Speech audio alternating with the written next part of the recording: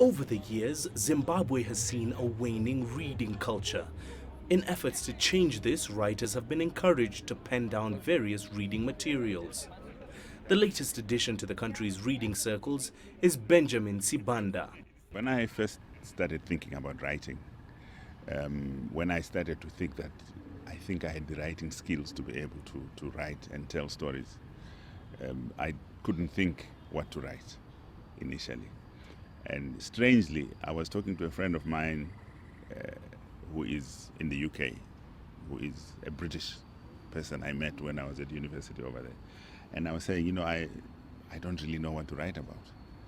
And he said to me, are you joking? With all that's happening in Zimbabwe, how can you have nothing to write about? When Zimbabweans get together, there's always a story, there's always little things that people say.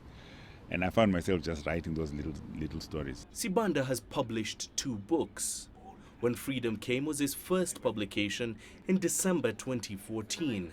The book tells the journey of many Zimbabweans since independence in 1980. Whose Land Is It Anyway became his second book in November last year. In this one, Sibanda pens a historical fiction book that looks into the country's land reform program. I don't know that Zimbabweans have ever really had a reading culture for the sake of reading. I don't know. When I was younger, I read a lot of novels. I read a lot of books that were not school books. And I'm sure a lot of people did that when they were younger. But I think that our reading culture is a product of our education culture.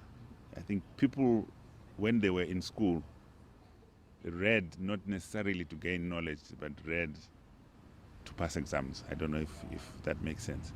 So a lot of people, once they finish school and they don't have to read to pass exams, they just stop reading. Sibanda may be a little older than the average first-time author, but he has used both experience and maturity to narrate the realities of life in Zimbabwe. His intense literature knowledge and passion have earned him a National Arts Merit Award.